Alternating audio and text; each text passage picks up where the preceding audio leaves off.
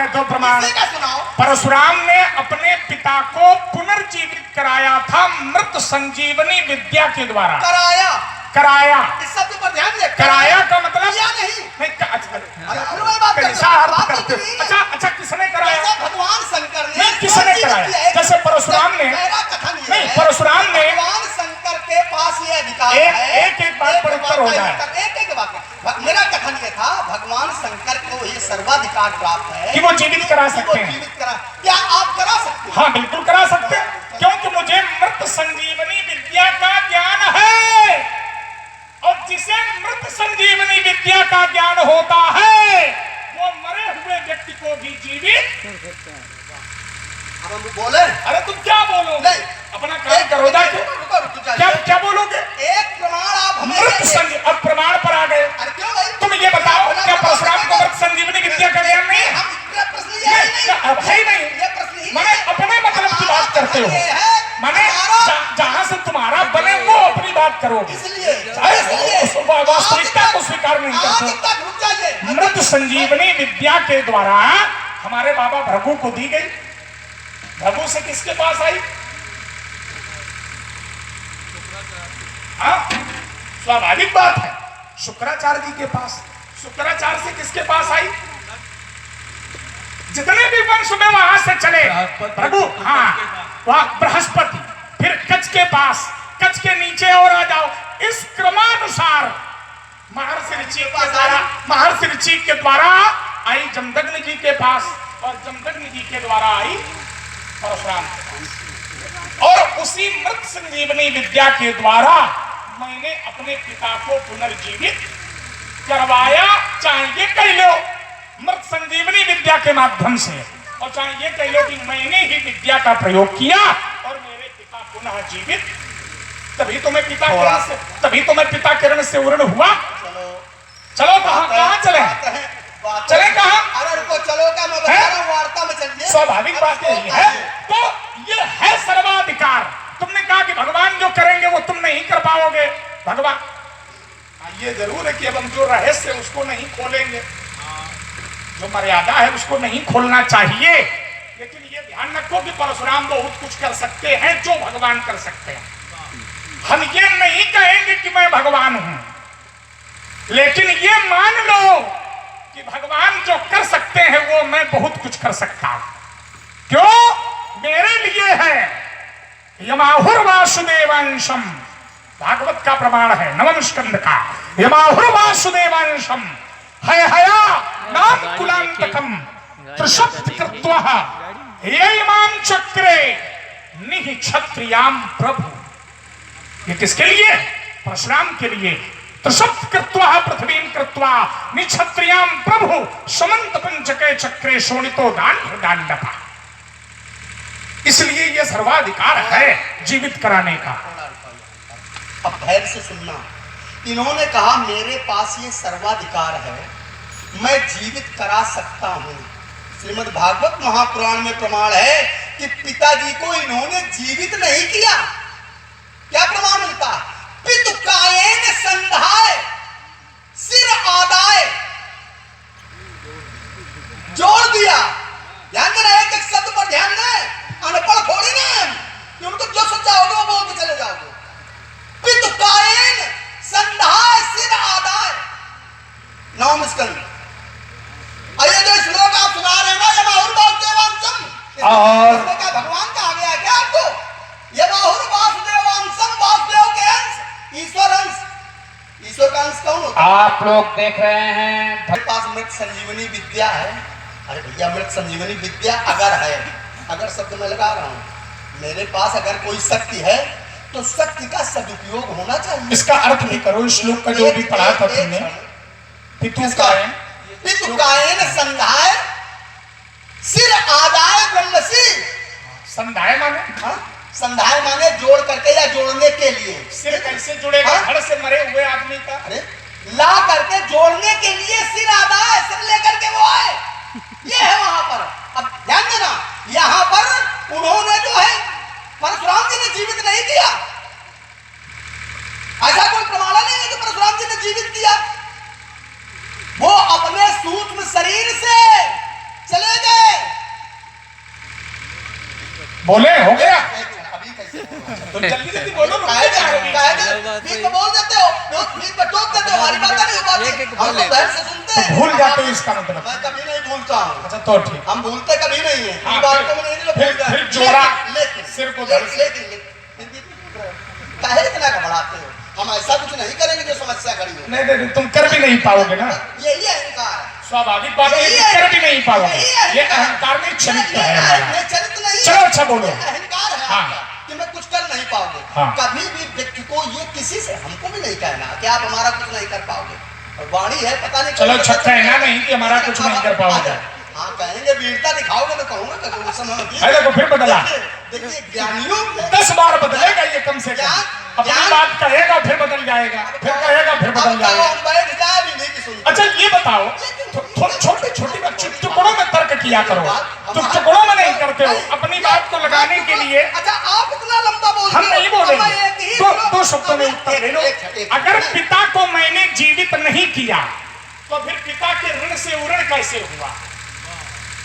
क्या बात, आप चाहिए यही। अगर पिता को जीवित नहीं किया जी तो पिता, समस्या ये कि तुमने भागवत पढ़ी है, केवल भागवत के अलावा न ब्रह्म वैवर्त पुराण पढ़ी है। अब हम ये कहेंगे क्योंकि भागवत का नाम तुमने लिया, अन्य पुराणों का दर्शन किया होगा तो बताना नहीं चाहते हो, और अगर बताना चाहते हो तो ये प्रमाण होना चाहिए कि अगर पिता को जीवित नहीं किया तो फिर पिता के ऋण से उऋण कैसे रुक हुआ? जाइए, इसका उत्तर मैं दे रहा हूँ। हाँ। पिता के ऋण से पुत्र कब उऋण होता है? फिर बदले, फिर बदले। बीच में कूद पड़े और उत्तर नहीं सुनोगे। चलो बोलो। आपने यही दिल की समस्या है। बोलो, कुछ न कुछ तो बोलबा करियो। बड़े बड़े महात्माओं की यही समस्या है। बात ये नहीं होने देते, बीच में कूद पड़ते हैं। अरे सुनो तो पहले हम क्या बोलने जा रहे हैं। आपने कहा कि अगर पिता को मैंने जीवित नहीं किया तो फिर मैं पिता के ऋण से उऋण कैसे होगा, यही तो प्रश्न है इनका।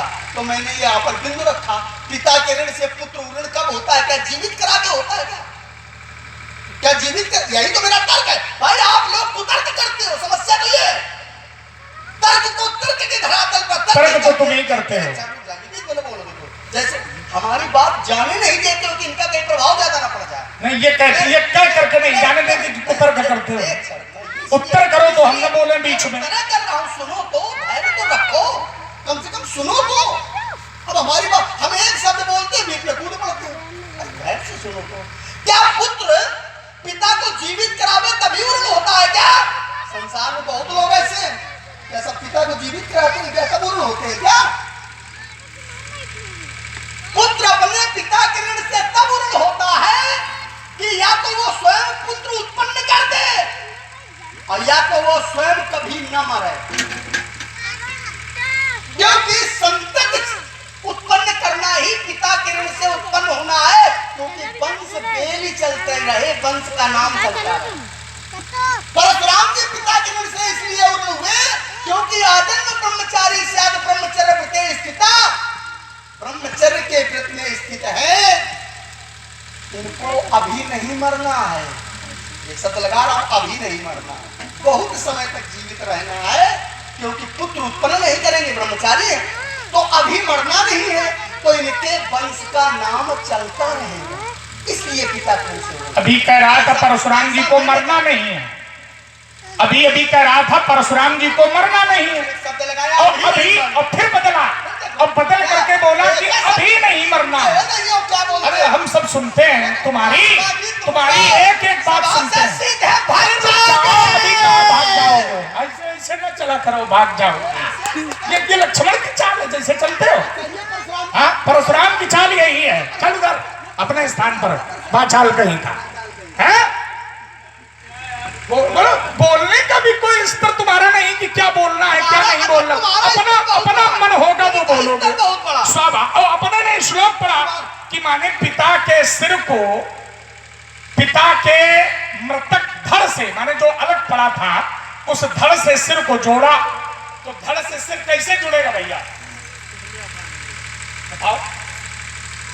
हो सकता है ज्यादा हमें ज्ञान न हो, लेकिन कैसे जुड़ेगा? बताओ, विद्या से ही जुड़ेगा कि नहीं जुड़ेगा? मृत संजीवनी विद्या से ही जुड़ेगा। तो मैंने कहा कि मैं उऋण कैसे हुआ, तो बोले पुत्र कैसे उऋण होता है? या तो वो विवाह करे, पुत्र उत्पन्न करे तो ऋण होगा, या स्वयं कभी न मरे। माने परशुराम जी नहीं मरेंगे। अब ये लगा कि कहीं परशुराम जी टोक न दे, तो तुरंत बदल गया, और जब बदला तो कहने लगा अभी नहीं मरेंगे। क्या चाहे तो मिथले में मर जाए क्या? अभी नहीं मरेंगे, कल मरेंगे। अभी नहीं मरेंगे तो कल मरेंगे, कल नहीं मरेंगे तो परसों मरेंगे, परसों नहीं मरेंगे तो बुधवार ये संवाद थोड़ी ना, संवाद। ये अरे खिसियात नहीं, खिसियात है, सुन लो। क्योंकि उत्तर तो है नहीं। अब देखो फिर बीच में बोले उत्तर है, उत्तर है, चक्कर में न पड़ो, उत्तर है। और उत्तर यही है कि ब्रह्म वैवर्त पुराण पढ़ो, तब उसमें उत्तर ये मिलेगा। और ये तुम हमें बताओ, अरे फिर वही बात, तुम हमें बताओ, तुम पढ़ते हो लेकिन मेरे मुख में है, तुम पढ़ते हो मेरे मुख में है। हमें प्रमाण दो, मुखे तो सकल शास्त्र, ये प्रमाण नहीं, प्रमाण तुम्हें दे दिया। हमने प्रमाण दिया, प्रमाण क्या दिया? प्रमाण दिया हाँ। कि आपने जीवित नहीं कराया। क्या प्रमाण? श्लोक पढ़ो, एक क्षण, आप प्रमाण दो कि श्लोक एक पढ़ो, प्रमाण दे दीजिए, श्लोक कि पढ़ो, मैंने जीवित कराया। श्लोक पढ़ो, यही वाला। हमने पढ़ दिया, नहीं पढ़ा, बहुत बड़ा ज्ञानी हो तो नहीं दोबारा पढ़ो, नहीं पढ़ा। तुम दोबारा पढ़ो। अब देखो खिसिया कौन रहा, खिसिया रहे हो, ये तो खिसिया रहे हो। श्रम बिंदु तुम्हारे टपक रहे हैं। हमने एक बिंदु रखा, तुमने कि कोई आपने बिंदु नहीं रखा। जीवित नहीं कराया। और तुमने अब श्लोक आप जो हमें पढ़ा वो भी प्रमाण दो पूरा नहीं कि पढ़ा। मैंने जीवित कराया। तुमने श्लोक जो पढ़ा वो भी पूरा नहीं पढ़ा। इसका मतलब तुमको पूरा श्लोक भी नहीं याद है। समझो जरा। ये तुम्हारी ये तो खिसिया है। केवल अब देखो बीच में ये बोल रहा कि नहीं बोल रहा, और जब हम बोलते हैं तो खिसिया वैसा है। हम अब ऐसा खिसिया खिसियाना हमारा चरित्र है। खिसियाना, अब ऐसा खिसियाओ। क्रोध करना, बड़ा बड़ा महात्मा विरोध करना, ये हमारा चरित्र है। स्वाभाविक बात ये है कि मैंने, अरे रुको, कर्मवीर हो, काहे के कर्मवीर हो? उत्तर मैंने दिया कि श्लोक पढ़ो। मैंने तो पढ़ा। नहीं, कहाँ पढ़ा? कहाँ पढ़ा? तुम्हें ब्रह्म वैवर्त पुराण दिया था। नहीं, कहाँ? तुम्हें वेद कहाँ? पढ़ाते हैं। कहाँ पढ़ा शास्त्र तुमने? दियाते हैं। कौन सा श्लोक पढ़ा? अब तुम पढ़ो ना। भागवत तुम पढ़ो ना। भागवत का जो तुम पढ़ो ना। अब ये कर रहे हैं समझो, कोई बात नहीं इसका है। मतलब ये कि तुम पढ़ो तुमको ना। श्लोक ही नहीं याद है। अच्छा, हमने ये पूरा तो श्लोक पढ़ा नहीं याद है। अब कैसे? पूरा याद है तो पढ़ो। कैसे? तुम और जब सुनाओ ना। और जब पूरा पढ़ोगे मैं आता तो हो तो तुम भागवत सुनाओ। में भी मैंने अर्थ सुनाया। यही है। मैंने सुनाया। तुमने नहीं सुनाया, तुमने नहीं सुनाया, तुमने नहीं सुनाया। और अगर श्लोक पूरा पढ़ दो तो उसी श्लोक के अर्थ में ये है कि परशुराम ने अपने पिता को मृत संजीवनी विद्या के द्वारा पुनः जीवित कराया, और जीवित कराने के बाद सुनो, जीवित कराने के बाद सुना करो, बातों से काम इतना हल्के में डालो। हाँ, हम बहुत अच्छी दशा करते हैं, ये तुम जानते नहीं हो। अभी वही बता रहे हैं, हमारी तुम्हारे घर की, इसका चक्कर में हो तुम्हारे घर की नहीं, इस चक्कर में कहा आ जाओ अभी, आ जाओ अभी, आ जाओ अभी, जब कहे अभी करो, अब बिगाड़ो, अगर बिगाड़ पाओ तो तुम्हारा तो खेल हो गया। नहीं, हमारा खेल इस समय विस्तारवाद में चल रहा है, हमारे ऊपर कोई प्रभाव नहीं। और अगर तुम्हारे पास जैसे तुमने श्लोक कि उसको समेटने में तुम्हें कोई स्थान नहीं है, इसलिए तुम्हें कोई स्थान नहीं है और कोई विशेष बात नहीं, सब हम जानते हैं। और एक बात देखिए, जैसे लक्ष्मण ने कोई श्लोक पढ़ा तो हम ये कह रहे हैं कि दोबारा उसको पढ़ो।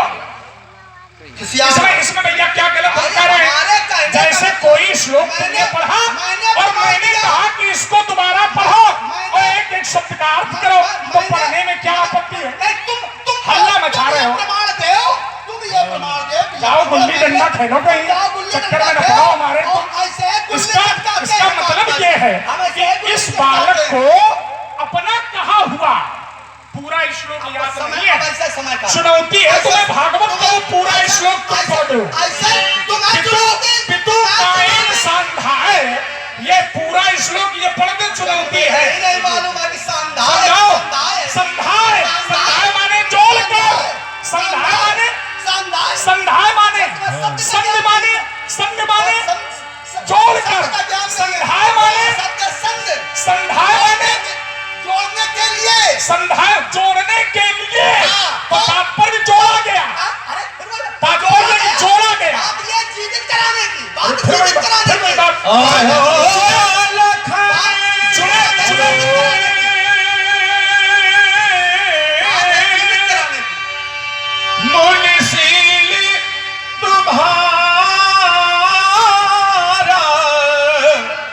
को